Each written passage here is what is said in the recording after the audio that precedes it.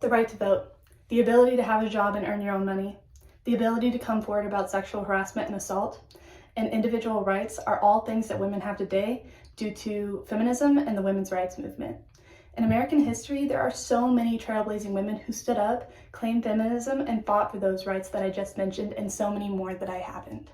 According to the article Women History Milestones, a timeline produced by the History Network, women like Elizabeth Stanton and Lucretia Mott, who stood up at the Seneca Convention, and then Susan B. Anthony, who spearheaded the women's suffrage movement, and later Margaret Sanger, who opened up the first illegal abortion clinic and also founded the American Birth Control League, are all feminists in history who are so important in understanding the impact that feminism has had on the United States.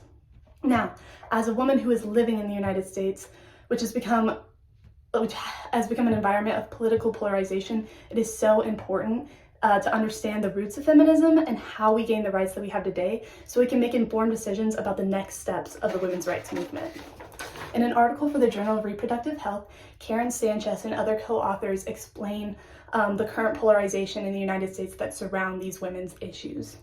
Now, in this speech, I'm going to talk about the beginnings of feminism and the women's rights movement, what feminism looks like today, and the polarizing impact it seems to be having on society. Now, let's get into the history of the women's rights movement so we can understand the current standing of women's rights. So, when did feminism in America begin, and how did it manifest? The women's rights movement started in 1848 at the Seneca Falls Convention, and this was the first time that women came together on a united front to fight for better social order. According to an article in today's speech written by Elizabeth and Charles Coughlin, this was like a very important step in the fight for women's suffrage and eventually led to the right to vote in 1920. Now, in the 1940s, when World War II was in full swing, the expectations of women changed a lot within the United States. All of their husbands were off to work to fight in the war, and so the only people left to do their jobs were their wives. In the HOA Magazine of History, Karen Anderson goes into detail about women embracing the figurehead of Rosie the Riveter, and her common saying was, "We can do it." It being all of the current obligations they have to the household and their children, and also overtaking their husbands' jobs to keep this country running. This was a necessary employment of women, but it also undermined the common stereotypes that were keeping them in the household. And there was no way that after the war, when the men came back, they were going to go back to those expectations.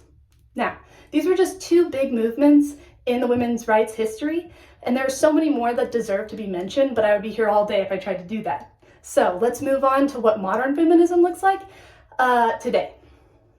In the Journal of Sociological Imagination, an article written in 2021 about reimagining intersectionality, it focuses on how intersectionality between different minority groups is really important in understanding oppression. The more minority groups a person is a part of, the more oppression they're going to experience. So, the beginnings of women's rights were white women fighting for white women's rights. And now, it is all women fighting for all women's rights. Now, one of the most obvious battles of the modern women's rights movement is the right to bodily autonomy and health care. The most immediate struggle being the access to abortion and preventative measures for pregnancy. In reference again to the article from the Journal of Reproductive Care, Sanchez focuses on the overturning of Roe v. Wade and the negative effects it's been having in the United States.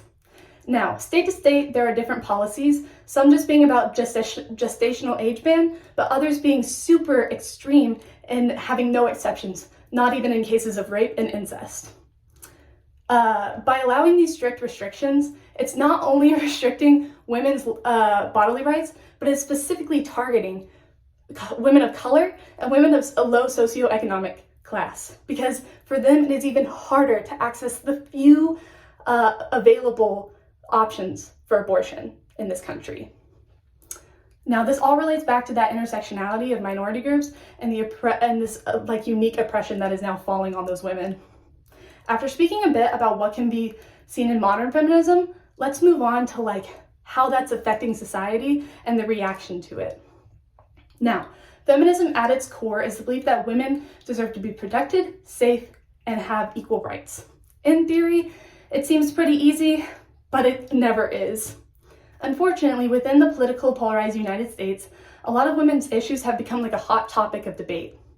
A few of them being like women's access to healthcare, access to abortion, the right to come forward about sexual harassment and assault without having negative consequences, rights to child support, and the list just continues on and on.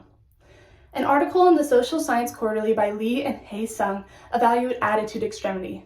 They found that people who do not feel the need to deeply evaluate their standing on an issue have more extreme views and more aggressive responses. This idea coincides with the impact on feminism in society because it shows that when considering the issues brought forth by the women's rights movement, that a lot of people very quickly gain an aggressive attitude because it's a politically charged argument, but not from actually exploring the topic at hand. They're just instead relying on like what they think they should think. Feminism today allows people, specifically women, to fight for the changes they want to see happen. However, it is currently seen in a very aggressive, polarized light because of the reaction people have to the societal changes. And whether those intense reactions are warranted are based completely on an individual's evaluation of the situation. Now, it is impossible to fit all the wonderful, impactful, and controversial aspects of feminism and women's rights into such a short speech. But now you have a good starting point to understanding the history and current impact it has today. I hope the information that I provided in this speech about history and feminism and what modern feminism looks like and the current impact and reaction that is seen from feminism gives you all a clearer look into the place it has earned in society. Feminism was the pushing force that allowed women their place in society, and it has survived oppression and controversy, and it has survived opposition for over a century and will continue to survive.